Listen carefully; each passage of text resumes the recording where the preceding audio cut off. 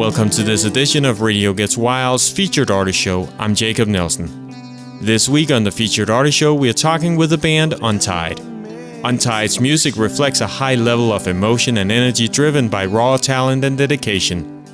The band has written numerous radio-friendly songs, released an EP entitled Waiting to Be, and has developed an enthusiastic following in Los Angeles and Orange County. Tony Prezello had a chance to speak with Untyde at Lulu's Beehive in Studio City, California. Tony, over to you. Thank you, Jake. We're here again at Lulu's Beehive, sitting with a Los Angeles band called Untyde. This band has gotten together, 4 members from all over the country. And this is a perfect opportunity tonight for people who are out there who are looking to get involved in the record industry or whatever the case might be to get an album out. These guys are on their road to becoming very successful, and they're climbing up that ladder. And it gives me great pleasure to introduce Jimmy Boucher. Jimmy Boucher. Boucher? Yeah, everybody gets it wrong. Okay. Brian Angeli. Angeli. I'm doing great so far. Also commonly. Joe McLaughlin. There you go. Yeah. And Scott Spear. Why don't you guys say, Jimmy, what's your part in the band? What's your instrument? And Me, I sing, lead vocalist, I guess, and look pretty, I think, sometimes. But and I write some lyrics occasionally when something hits me in the head and needs to come out. So. Brian? I am the guitarist of the band. I make the noisy sounds underneath the brilliant rhythm section that we carry out. So keep it going.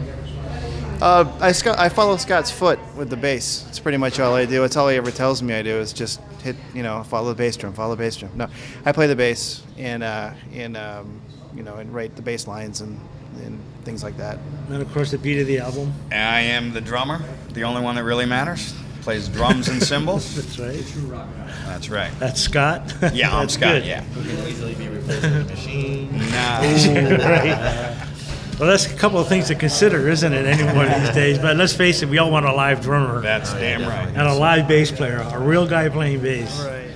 Right. When I read some of the information on your band to get some background, I was really interested to see that you guys have basically, to me, it was a band that was meant to be, because as I remember reading, Jimmy and Brian, you basically were the first 2 guys to form the band? Correct.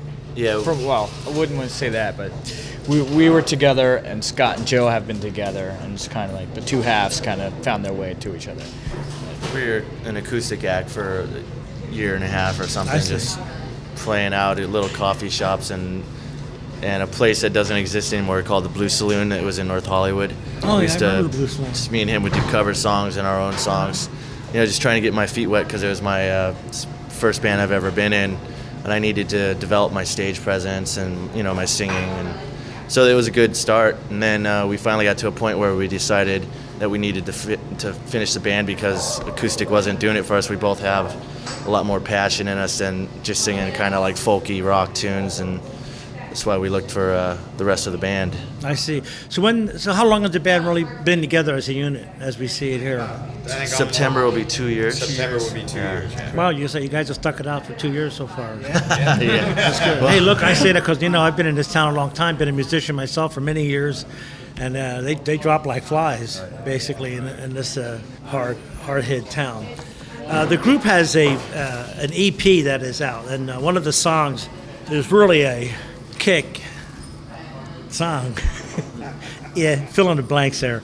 We're going to listen to a title track called Fall Down, and evidently it's been very well received, hasn't it, by the audience and people that listen to it. Form your own thoughts on it. Here it is, Fall Down by Untyde.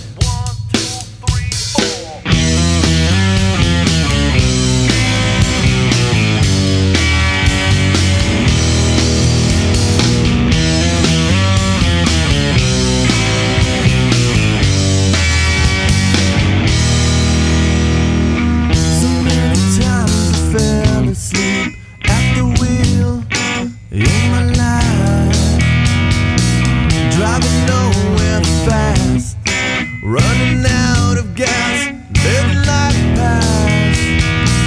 Open your eyes, you said it's lost, out of place. I'm waking up for the first time, coming down, I'm fine, can't wait.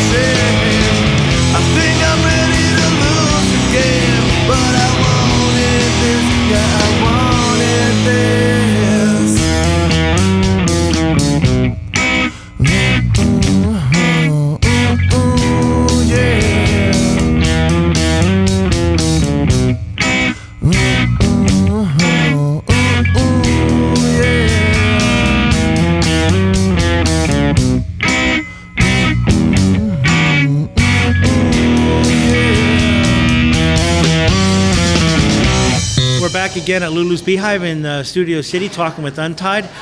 We're going to take a very short break. Please stay with us. We'll be right back. There's a lot more in store for you. Well, we're back again talking with Untyde. Tell me about Fall Down. Who wrote the song? What was the idea behind the song? And I'm not very good at guitar, but occasionally I come up with something that Brian can work with, and I was just kind of messing around. I show him like the verse chords to it, and then I had my own little chorus to it, which he changed up, made it better. But I kind of had just like a melody in my head and like some lyrics, so gave it to him and he ran with it, and then we all worked it out. And then well, it's great because this song will take paint off the walls. You realize that it's really a great song, really a driving tune. It reminds me of my earlier days with rock blues with some of the groups that were performing. It just was great to hear that again. When you guys collaborate on the writing, is there anybody that particularly takes lead on the lyrics, or does that just fall together, or is the music just? I write all the lyrics. You do all the lyrics.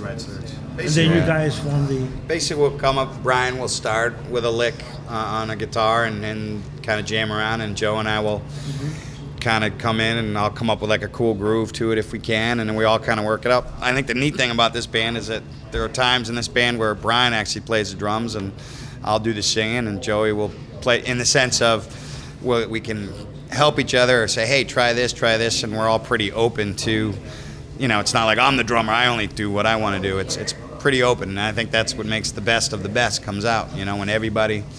Do you switch in the middle of a set sometimes? Do you make a quick change? Or like a showbiz thing? Or? Hey, we should try that someday. They'd only let me sing Old Man River, and we haven't done that yet. So. Because you have the radio There's voice. a very good reason why Scott plays the drums and why Joey plays the bass and I play guitar and Jimmy sings. Because it We works. are our best at our craft that we hold. So. It's definitely a collaboration, and that's what makes it fun. If it ain't broke, don't fix it. Right. It's always good to know where everybody fits. How you guys dealing now? You guys have been working the Sunset Strip, a lot of the clubs along there and what have you. How do you fit with the pay-to-play scene? How do you deal with the keeping the band booked, etc.? We try to stay away from the pay-to-play scene. We don't think that's, unfortunately everybody has done it at least once if they played in Los Angeles.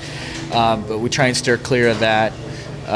But we do have some people that work with us in getting some shows out there, and it's not the easiest city to play in and get a good fan base, but it's certainly, we've had our good nights, we've had our bad nights, and we've done really well at the House of Blues and the Roxy, pulled a lot of people, but those were shows that we had to promote really hard, and they were pay to play. But well, no, those are also, just so that folks know around the world, that they're not the easiest clubs to get picked up to go play in.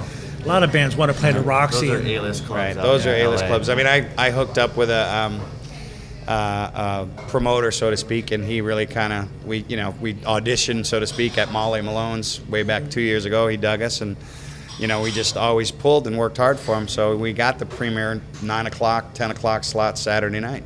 But you have to work at it. Yeah. I think that the pay-to-play can really discourage a lot of bands, because even if you're talented, if you don't have a draw, pretty much get the short end of the stick. And basically, these clubs out here in LA are only looking out for themselves. They don't really care about the artist, as long as they're bringing in money, as long as their bar is selling alcohol. And it's really, I would say, cuss, but it's really a bad way to try to be a musician, be an artist, if anything, And so you might want to play some of these places, but in the long run, it's like, I don't know, for a smaller band, it's best to just keep, playing every night wherever you can and get your fan base up, But at least LA is fair that they treat all the bands like that. Right. They don't. And it's not to say we haven't had good experiences. The House of Blues treated us really well. Sure. We That's really a class enjoyed that. operation. It is. There's no doubt about that. I mean, we're not going to name the names of the clubs that didn't treat us well, but I mean, it's, you got to remember there's 10,000 bands in Los Angeles, and, I think we're at the top of the heap for sure. I mean, just by the sign that we've been given the opportunity to play the bigger places and the bigger shows, and I think for the most part we've always done what we're supposed to do. I mean, we're trying to branch out to Orange County and Santa Barbara and colleges, just where it's a little bit more artist friendly, so to speak, than LA. I mean, LA's Hollywood. That's it. Period. Yeah, definitely. Now, you guys have had a song on MTV's Dismissed, the drinking song it's called. And who wrote that, and where did that... That was originally started with Jimmy and I. I just came up with a little funky riff on the guitar, and we're goofing off one night, having some drinks, and he had pulled out an old poem of his that he had written some years before, and just kind of came together. And I have to say, it was so much nicer to hear it with drums and bass once we got Scott and Joe in the mix. Well, let's take a listen to it. This is called The Drinking Song. The group is called Untyde, and it's been played on MTV's Dismissed.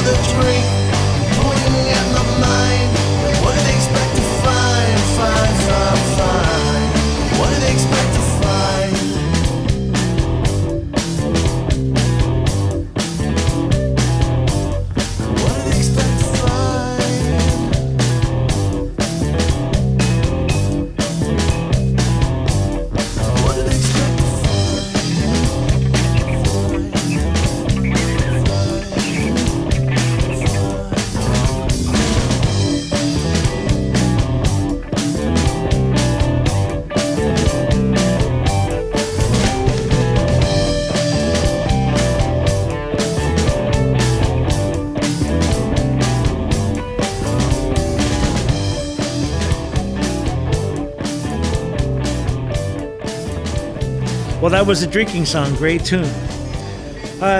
Speaking about the band itself and what it's like in LA, what do you find as some of the hardest things that a band has got to face in playing in a city that has literally hundreds of bands, maybe even thousands of bands, who knows, that are working the same scene you are, keeping the competition ahead of them, keeping the public interest?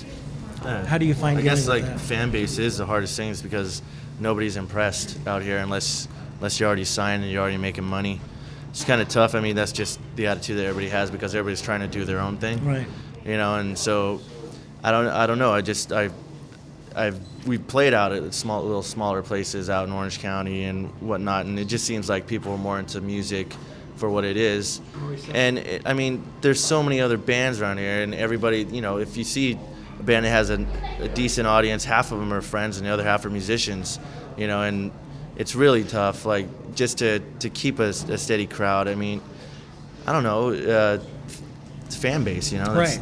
Well, LA is a very, spoiled crowd. I mean, not only in the rock genre, but in all genres, Well, jazz as well. There's a lot of great people out there, and there's a lot of great fans. It's just, there's just so much going on. You know, it's really hard to, Well, you're sitting in a town, too, where you have people like Toto, the group Toto, Stephen Luthiker, and all these great session players who right down the street are playing for free, people to go and see, and then you have to compete with that. But it sounds like you guys have been doing really well with this, though, because, I mean, you're getting an excellent response from what I can see, on all the songs on this EP that you have out.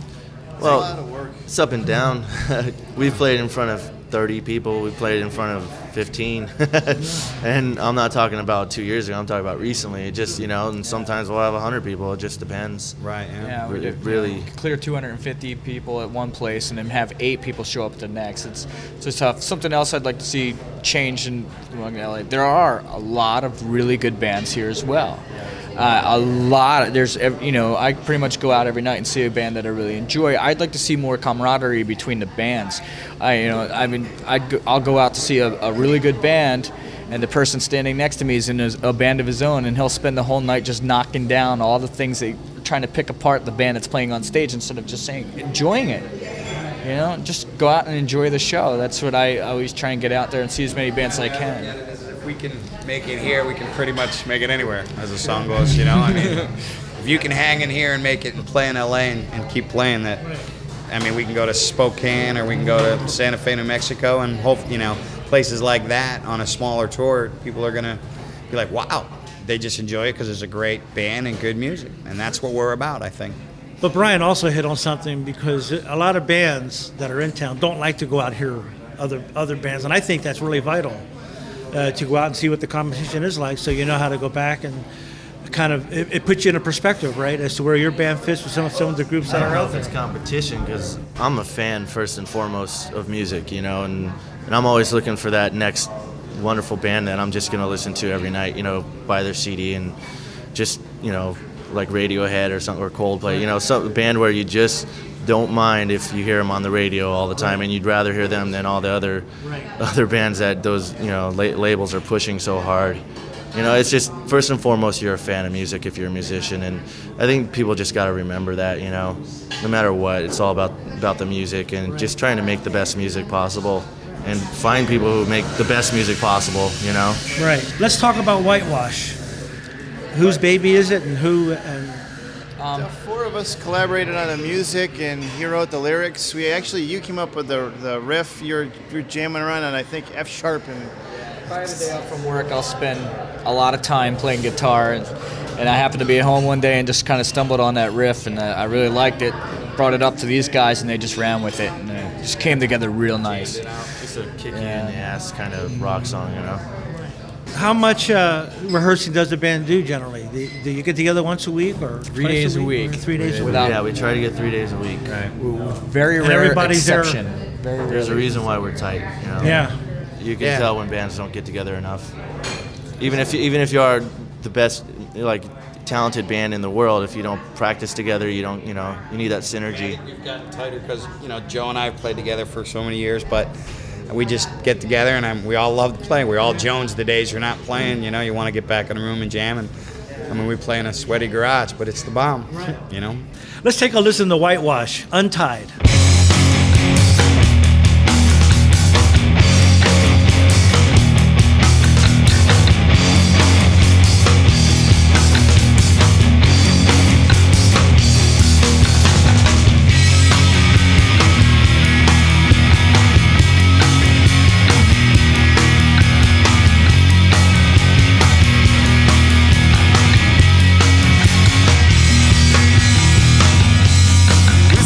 Just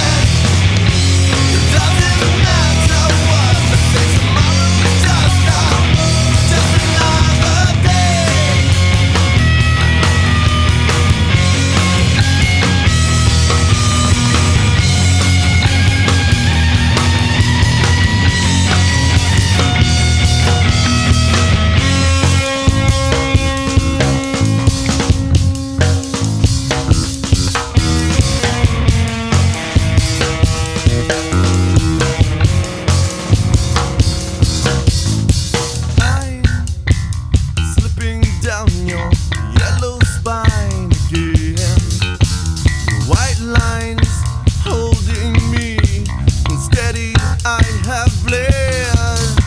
You must have broke me again. The strings are roping me in. I spent my lunch money again to whitewash your fence. Open my eyes again. Stick your pins all in. I'm sick of listening. I'm sick of listening. You pin my words out red. You twist the words I said. It doesn't matter what I say. Tomorrow's just another day.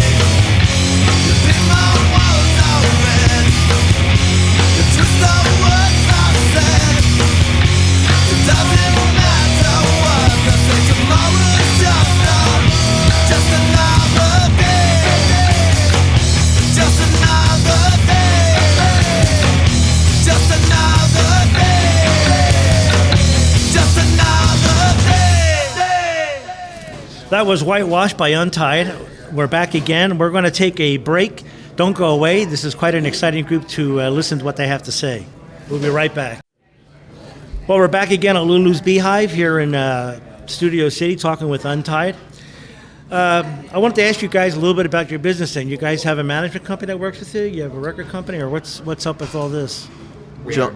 Jones We and are O'Malley is our PR company, and they're very excited about us. Very excited about us, and we also have a manager. Her name is Pam, and she kicks butt for us. She does a lot of footwork, always trying to get us out. She's like the queen of the internet. You know, she's always trying to get us promoted on the internet, because for a band that doesn't have a label, that's really our best avenue. You know. I think what's great about her is that the little financial money that we do bring in, she stretches that a long way and makes sure it's like, hey, we got $100 at this gig. Let's go have 5 beers each. We don't get to do that. Which, right? Okay, that's true. But I mean, so it's great to have that support for sure. There's no doubt about that. We need that. And we realize that, and that's the one good thing. We all realize that none of us are totally business savvy, so it's great having Pam to kind of guide us and put us in the right direction. Well, that's what's good, because all you have to worry about really is the music, which is what you really want to worry about, and she takes care of everything else on the business end. Yeah.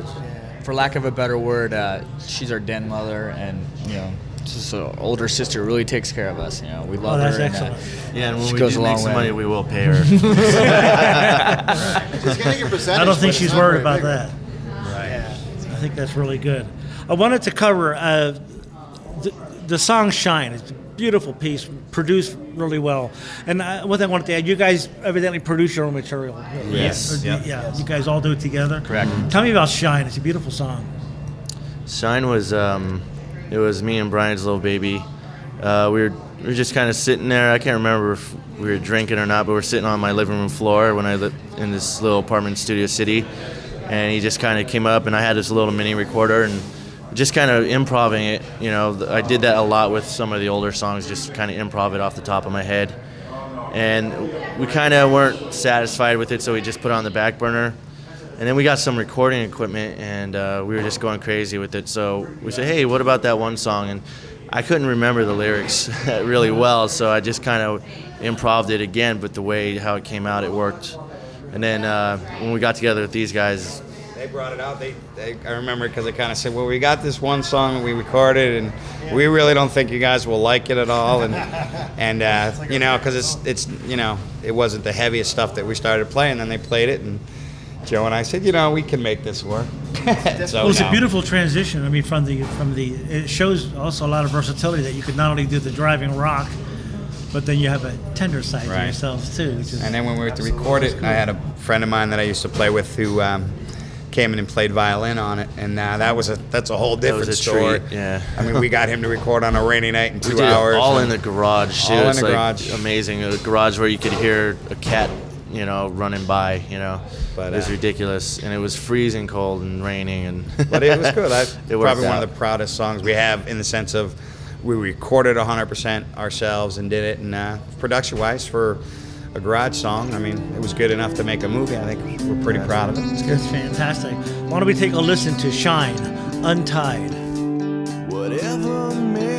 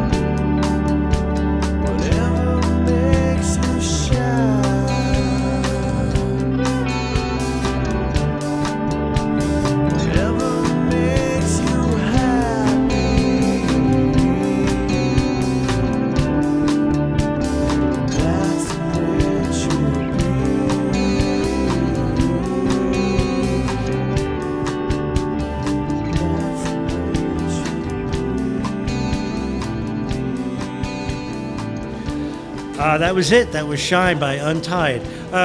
During the song, we were talking about a couple of new songs you have coming up. Oh yeah. Well, we got some that we haven't recorded yet. Two songs are really strong. One's called Burden, and it's really radio friendly, but it's a really strong song, and it just kind of grabs you. It definitely has a nice feel to it. And then the next one is kind of in the same kind of vein as Shine. It's called Waiting to Be, and it's, dare I say, pretty kind of song. And then it also blends our kind of heavy side too after we get out of the first two verses, and just kicks people, they feel it in their heart, and it's been getting the new songs have been getting really good responses. So we're going to record them soon. We can't wait, to see what they turn out to be like. We actually have a live recording with some of them on there. One of them's like, we're gonna probably play one in a little bit called Burden. It's a live recording. It sounds pretty decent for a live recording. It was at the Joint, which is at Pico and Robertson. Some people may know that place. I'm sure they do, Yeah. especially in this town. They may not in Stockholm, but they certainly.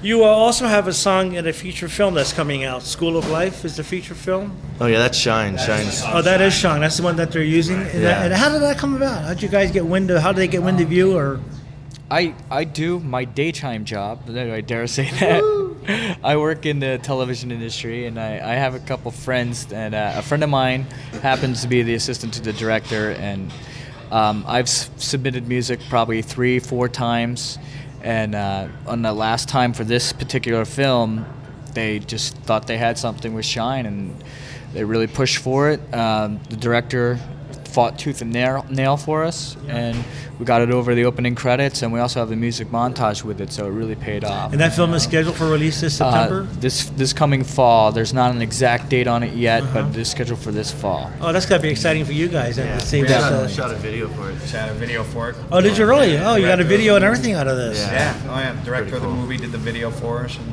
it was great. A lot of fun, man. It was. Yeah, it's a good learning You ever experience. ASCAP cards now? Yeah. Except for Scott. It was fun. We Wow, played it too many times. That's but it was really fun. that's really cool. Yeah. Green Mirror. Green Mirror. What's the story on this? Green Mirror is a song that we don't play out as much anymore, just because there's too many other songs we have that we like to play more. But we're starting to throw it back in the mix because we haven't played it in like 6 months. But that was another collaboration that we all did. We all worked really hard on it, and it's a really dynamic song, and it's a song kind of about realizing that you have faults and problems, and that you don't just live with them. Try to get out of them. Try to build. Make yourself a stronger person. Because what happened to you in the past doesn't mean that's how you have to live your life in the future. So I think that one of the neat things about that song is the reason we came up with the title, correct me if I'm wrong, Jimmy, is in the garage where we practice, there's an actual mirror that has a green frame, and we'd catch Jimmy staring at himself in it while he's playing that. Well, yeah. I mean, it's basically about looking in the mirror and seeing who you are and who you always wanted to be, and just trying to get there, I guess. Well, no reflection on you guys. Right. That, and I don't like when my hair's out of place. Yes. You're the have- meticulous one. Yeah, right. When you guys perform, before we get into play the song, because it's another great drive-in rock song. When you guys perform, you guys wearing particular costumes or anything, or not costuming, but you have a certain style. Are you like Kiss, where you used Clown to nose, maybe? put on some? No, we just should wear dress makeup, kind of but- comfortable on stage. Rock and roll clothes. We all, because we try to rock out up there. We don't want to be, in a tuxedo. It's not really, our image doesn't represent our music. The music speaks for itself. So that's what we try to keep to. Well, why don't we take a listen to Green Mirror by the group Untyde?